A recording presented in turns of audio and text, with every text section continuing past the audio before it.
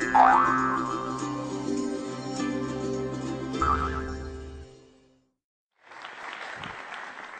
morning. I actually can see you. It's really nice. What exactly is a revolutionary? We all have ideas about that. We've seen hundreds and hundreds of images. Perhaps George Washington and the Founding Fathers is coming to your mind. Next, or Che Guevara, V.I. Lenin, or masses of people flooding into the streets, determined to make change. Well, for just about all of my career as a researcher and an activist, I've been studying what a revolutionary is and talking to people about it. And about 20 years ago, my colleagues and I made an unexpected discovery. We unearthed the ultimate revolutionary. Let me introduce you. This is my nephew, Tegan. He's 19 months old. He's quite adorable. I want to make the case to you today that babies are the best revolutionaries and that the implications for the rest of us are huge. What makes Tegan and all babies and toddlers revolutionary? Why do I call them that? Because they play every waking minute. They don't just play with toys and stuffed animals. They play with everything and everyone. They play, and we play along with them, and together we create who they are becoming. That's what's revolutionary about play. It creates something new out of what exists. A really good example of this is human language. Now, we're all hardwired for it, but there is no doubt that revolutionary play is what creates language users. Babies become speakers because they and we play with sounds, with rhymes, with words. Tegan was about a year old when he began to babble. His parents talked to him constantly. They pretended he could speak and that they understood each other. They played with language, and they created hundreds and hundreds of conversations every day. And we all know what happened. Tegan became a speaker, just as you and I did decades ago. So this early language taught me something about play in general. That it's not just fun, that it's not just flights of imaginative fantasy, that it's not even just how little kids learn the social roles that they'll grow into as they get older. When it's revolutionary, play is at the heart of all becomings. It is the best thing that we have for driving human development. Here's why. When we play, we go beyond ourselves. We do things without knowing how. We relate as who we are and as who we're becoming at the very same time. And we create something new out of what exists, something that didn't exist before. This playful way of being in the world is something that all of us at any age are capable of. But most of us stop. The reasons are very complex, but consider these. We're taught that there's a difference between work and play, and that what matters is work. We're taught there's a difference between learning and playing, and we all know what matters, right? Learning. We are constantly told who we are, and that limits who we can become. And we get obsessed with looking good and getting it right, and that stops us from growing. Without revolutionary play, we get stuck. Individuals get stuck, families get stuck, communities get stuck, and from where I stand, the whole world seems stuck in old roles, fossilized performances, and very destructive games. How does the world look stuck to you today, right now? Can we get out of this dire situation? Is there something we can do? Can we get unstuck? I think so. That's what I've learned from my own research and that of other play and performance theorists and workers. We've learned that to get unstuck, we have to support people to create revolutionary play, to allow people to not just be who they are, but other, beyond becoming. We discovered that this kind of play kickstarts growth in people who've stopped growing because of poverty, trauma, abuse, physical limitations, overwhelming stress, and all the other reasons that people stand still.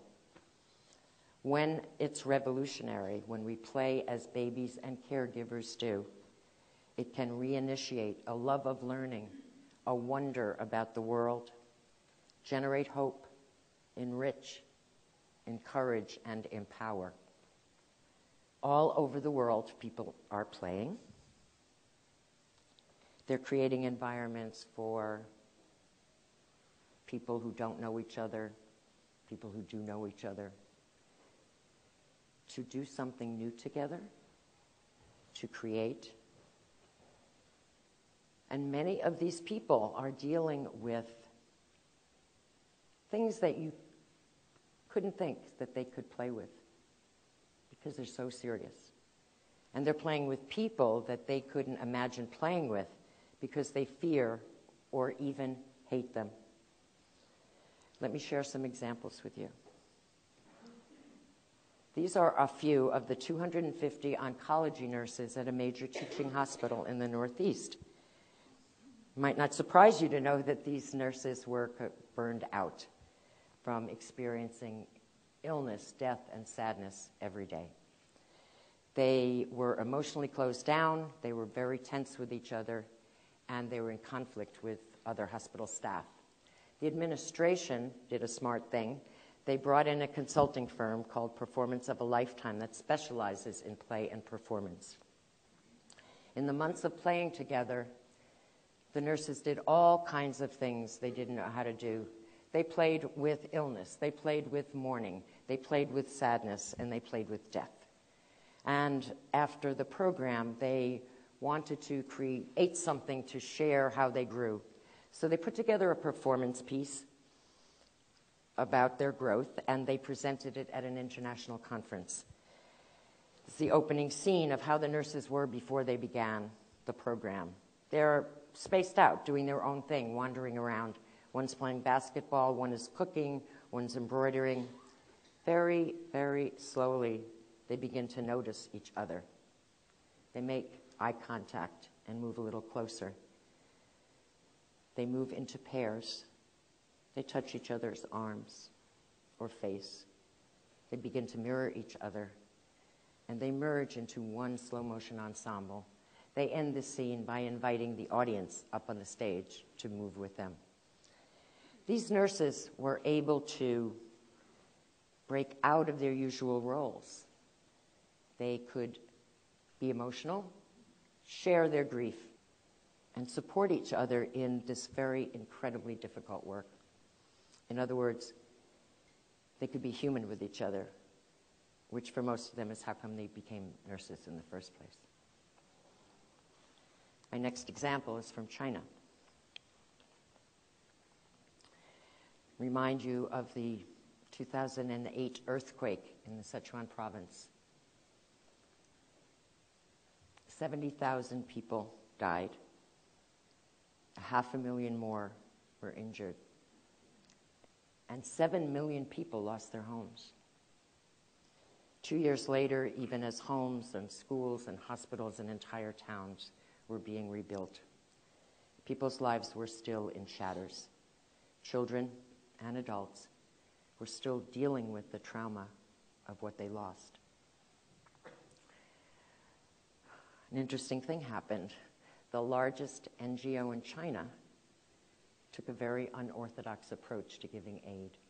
They knew that children spend all their time in school and when they're outside of school studying, and that they were already stressed, and that the trauma of the earthquake just added to that. So they brought me and my colleagues to the city of Dayang to teach primary school teachers how to play. The idea was for us to help them create a play break that they could use in their classrooms every single day. This is a group of teachers that just performed the play break that they created, a play break that incorporated ways of playing that we taught them and ways of playing that came back to them in a flood of memories. Now, these teachers, when we first met them, said to us, "We haven't played since we were 2 years old. We've completely forgotten how, and we're scared to try."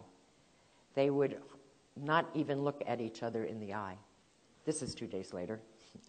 They're quite joyous.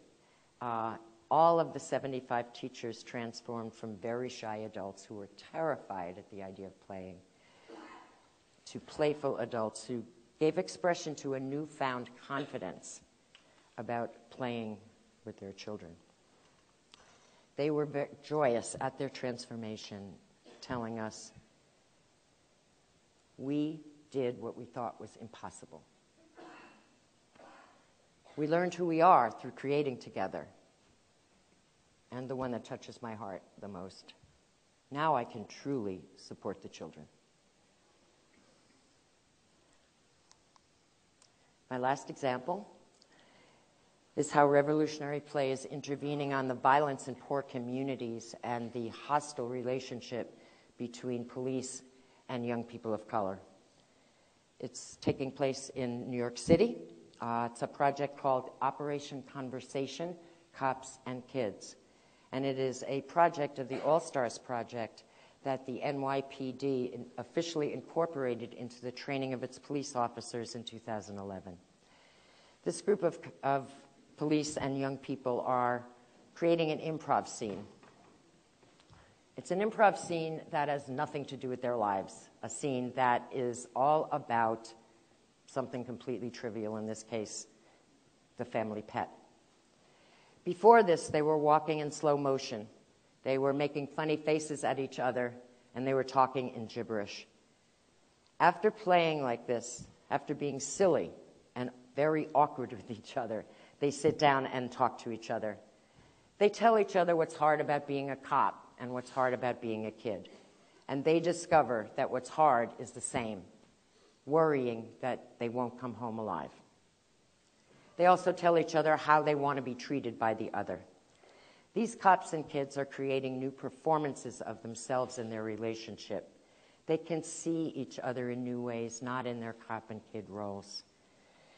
It's playing together that gives them a glimpse of the human being underneath their respective uniforms, and also gives them more choices of how to act the next time they encounter each other in the streets. I have hundreds more examples of people playing, many of them with hard stuff, like these cops, kids, teachers, and nurses. The evidence is in. We can play with anything and anyone. And when we do, we create who we are becoming. Revolutionary play is how we discover and bring into being new possibilities for remaking our world. That's how I understand development, and that's the power of play. All power to the play revolutionaries. Thank you.